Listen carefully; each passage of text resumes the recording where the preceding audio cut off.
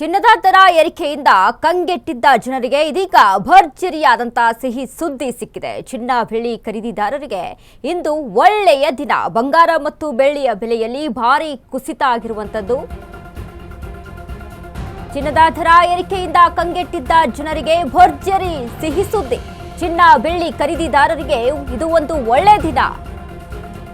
ಬಂಗಾರ ಮತ್ತು ಬೆಳ್ಳಿ ಬೆಲೆಯಲ್ಲಿ ಭಾರಿ ಕುಸಿತ ಕಂಡಿದೆ. ಜಾಗತಿಕವಾಗಿ ಚಿನ್ನದ ಬೆಲೆಯಲ್ಲಿ ಅಲ್ಲೋಲ ಕಲ್ಲೋಲದ ಎಫೆಕ್ಟ್ ಇದೀಗ. ಬೆಂಗಳೂರಿನ ಅಪ್ಪಟ ಚಿನ್ನ ಮತ್ತು ಆಭರಣ ಚಿನ್ನದ ಬೆಲೆ ಇಳಿಕೆ ಆಗಿದೆ. 24 ಕ್ಯಾರೆಟ್ ಗೋಲ್ಡ್ ಬೆಲೆ 10 ಗ್ರಾಂಗೆ 1,60,000 ಚಿಲ್ಲರೆ. 22 ಕ್ಯಾರೆಟ್ ಚಿನ್ನದ ಬೆಲೆಯಲ್ಲಿ ಭಾರಿ ಇಳಿಕೆ ಕಂಡಿದೆ.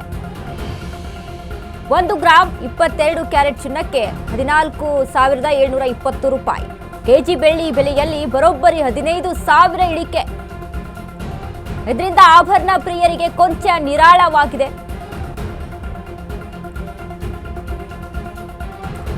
ಚಿನ್ನದ ದರ ಏರಿಕೆಯಿಂದ ಕಂಗೆಟ್ಟಿದ್ದವರಿಗೆ ಇದೀಗ ಭರ್ಜರಿ ಸಿಹಿ ಸುದ್ದಿ. ಚಿನ್ನ ಬೆಳ್ಳಿ ಖರೀದಿದಾರರಿಗೆ ಇಂದು ಒಳ್ಳೆಯ ದಿನ. ಬಂಗಾರ ಮತ್ತು ಬೆಳ್ಳಿಯ ಬೆಲೆಯಲ್ಲಿ ಭಾರಿ ಕುಸಿತ ಕಂಡಿರುವಂತದ್ದು.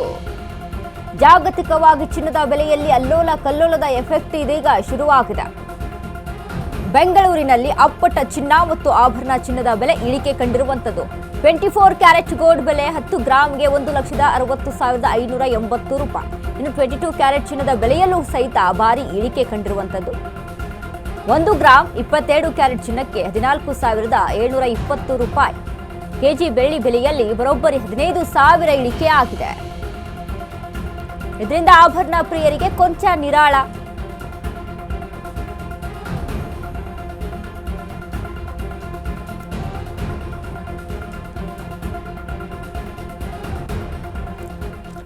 ಆಭರಣ ಪ್ರಿಯರಿಗೆ ಸಿಹಿ ಸುದ್ದಿ ಅಂತ ಹೇಳ್ಬೋದು. ಯಾಕಂದ್ರೆ ಗ್ರಾಹಕರಿಗೆ ಏನಪ್ಪಾ ಇಂಥ ಒಂದು ಚಿನ್ನದ ಬೆಲೆಯಲ್ಲಿ ಹೇಗೆ ಚಿನ್ನವನ್ನ ಕೊಂಡ್ಕೊಳ್ಳೋದು ನಾವು ಅನ್ನುವಂಥ ಟೆನ್ಷನ್ ಅಲ್ಲಿ ಇದ್ದವರು ಇದೀಗ ನಿರಾಳವಾಗಿದ್ದಾರೆ. ಯಾಕಂದ್ರೆ ಚಿನ್ನದ ಬೆಲೆಯಲ್ಲಿ ನಿರಂತರವಾಗಿ ನಿನ್ನೆಯಿಂದನೂ ಸಹಿತ ಇಳಿಕೆ ಕಾಣಿಸ್ತಾ ಇರುವಂಥದ್ದು. ನಿನ್ನೆ 1,88,000 ರೂಪಾಯಿ ಇದ್ದಂಥ ಬಂಗಾರದಲ್ಲೇ ಇದೀಗ 1,60,000 ಚಿಲ್ಲರೆ ಬಂದಿದೆ ಅಂತ ಅಂದರೆ ಎಷ್ಟು ಮಟ್ಟಿಗೆ ಇಳಿಕೆಯನ್ನ ಕಂಡಿದೆ ಅನ್ನುವಂಥದ್ದು ಇಲ್ಲಿ ಗಮನಿಸಬೇಕಾಗುತ್ತೆ. ಇನ್ನು ಬೆಳ್ಳಿಯಲ್ಲೂ ಸಹಿತ ನಿರಂತರವಾಗಿ ಇಳಿಕೆ ಕಾಣಿಸ್ತಾ ಇದೆ. ನಿನ್ನೆ ಅಷ್ಟೇ 57,000 ಇಳಿಕೆ ಒಂದು ಕೆಜಿಯ ಬೆಳ್ಳಿಯಲ್ಲಿ ಕಂಡಿತ್ತು. ಇಂದು ಸಹಿತ 15,000 ಇಳಿಕೆ ಕಂಡಿರುವಂಥದ್ದು. ಇದೀಗ ಗ್ರಾಹಕರಿಗೆ ಒಂದು ರೀತಿಯಾಗಿ ಕೊಂಚ ರಿಲೀಫ್. ಯಾರೆಲ್ಲ ಖರೀದಿ ಮಾಡಬಹುದು, ಯಾರೆಲ್ಲ ಮದುವೆ ಮುಂಜಿಗಳಿಗೆ ಖರೀದಿ ಮಾಡಬೇಕು ಅನ್ನೋಂಥ ಪ್ಲಾನಿಂಗ್ ಅಲ್ಲಿ ಇರ್ತಾರೆ, ಎಲ್ರಿಗೂ ಕೂಡ ಒಂದು ರೀತಿಯಾಗಿ ಸಿಹಿ ಸುದ್ದಿ ಇದು. ಇನ್ನು ಅದೇ ರೀತಿಯಾಗಿ ಚಿನ್ನ ಬೆಳ್ಳಿಯ ಬೆಲೆಯಲ್ಲಿ ನಾವು ಆಗಲೇ ಸಹಿತ ಮಾತನಾಡ್ತಾ ಇದ್ವಿ. ಇಂದು ಹಿಂದಿನ ಒಂದು ಇತಿಹಾಸದಿಂದ ಸಹಿತ ನೋಡ್ಕೊಂತ ಬಂದರೆ 1980ರಲ್ಲೂ ಸಹಿತ ಇದೇ ರೀತಿಯಾಗಿ ನಿರಂತರವಾಗಿ ಏರಿಕೆಯನ್ನ ಕಂಡಿತ್ತು ಈ ಒಂದು ಚಿನ್ನದ ಬೆಲೆ. ಆಗ ದಿಢೀರಂತ ಕುಸಿತವನ್ನ ಕಾಣಿಸುತ್ತೆ. 57% ಕುಸಿತ ಆಗುತ್ತೆ 1980ರಲ್ಲಿ. ಅದಾದ ಬಳಿಕ 2011ರಲ್ಲಿ ಸಹಿತ ಚಿನ್ನದ ಬೆಲೆ ಇದೇ ರೀತಿಯಾಗಿ ನಿರಂತರವಾಗಿ ಏರಿಕೆಯನ್ನ ಕಂಡಿರುತ್ತೆ. ಆಗ್ಲೂ ಸಹಿತ 45% ದಿಢೀರಾಗಿ ಇಳಿಕೆಯನ್ನ ಕಾಣಿಸುತ್ತೆ. ಈಗ ಅದನ್ನು ಚೇತರಿಸಿಕೊಳ್ಳೋದಕ್ಕೂ ಕೂಡ 4 ವರ್ಷವನ್ನ ತೆಗೆದುಕೊಳ್ಳುತ್ತೆ 2011ರಿಂದ.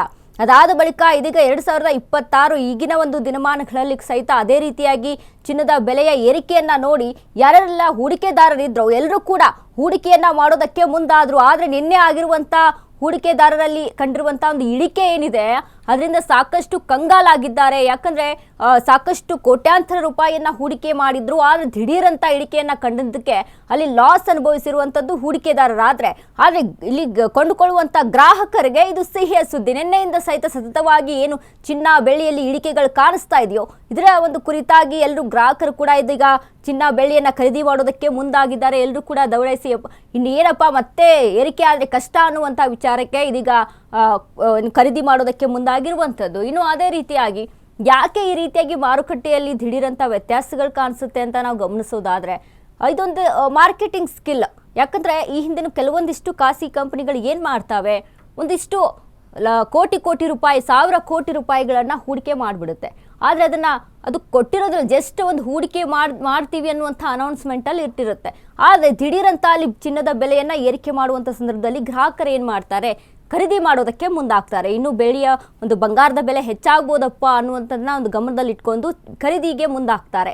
ಖರೀದಿ ಮಾಡಿದ ನಂತರ ಮತ್ತೆ ಹಾಗೆ ಹೂಡಿಕೆದಾರರು ಸಹಿತ ಅಲ್ಲಿ ಹೆಚ್ಚಾದ ನಂತರ ದಿಢೀರಂತ ಹೀಗೆ ಇಳಿಕೆಯನ್ನ ಕಂಡಾಗ ಗ್ರಾಹಕರಿಗೂ ಕೂಡ ಲಾಸು, ಇನ್ನು ಹೂಡಿಕೆದಾರರಿಗೂ ಕೂಡ ಅಲ್ಲಿ ಒಂದು ಕಡೆ ಲಾಸ್ ಆಗುತ್ತೆ. ಸೊ ಇದನ್ನೆಲ್ಲ ಗಮನದಲ್ಲಿ ಇಟ್ಕೊಂಡು ಲಾಭವನ್ನ ತೆಗೆದುಕೊಳ್ಳುವುದಕ್ಕೆ ಒಂದಿಷ್ಟು ಕಂಪನಿಗಳು ಸಹಿತ ಈ ರೀತಿಯಾಗಿ ಮಾಡುವಂಥದ್ದು. ಯಾಕಂದರೆ ಈ ಹಿಂದೆನೂ ಕೂಡ 7,600 ಕೋಟಿ ರೂಪಾಯಿಯ ವಿಚಾರಕ್ಕೆ ಸಂಬಂಧಪಟ್ಟಂತೆ ಒಂದು ಕಂಪನಿ ಮೇಲೂ ಕೂಡ ಕೇಸ್ ಆಗಿತ್ತು.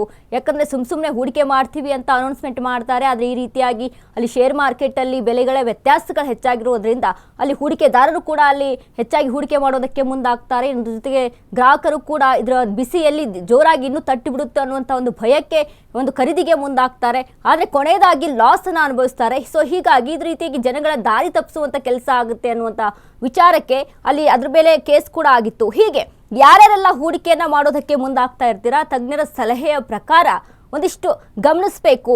ಯಾಕಂದರೆ ದಿಢೀರಂತ ರೇಟ್ ಜಾಸ್ತಿ ಆಗಿಬಿಡ್ತು ಅಂತ ಹೂಡಿಕೆಯನ್ನು ಮಾಡೋಕ್ಕೆ ಮುಂದಾಗಬಾರ್ದು, ಇನ್ನು ಕಡಿಮೆ ಆಗಿಬಿಡುತ್ತೆ ಅಂತ ನಿರಾಸೆಗೂ ಕೂಡ ಒಳಗಾಗಬಾರ್ದು. ಸೊ ಹಾಗಾಗಿ ಇದನ್ನು ಗಮನದಲ್ಲಿಟ್ಕೊಂಡು ಅಲ್ಲಿ ಹೂಡಿಕೆಗೆ ಮುಂದಾಗಬೇಕಾಗತ್ತೆ.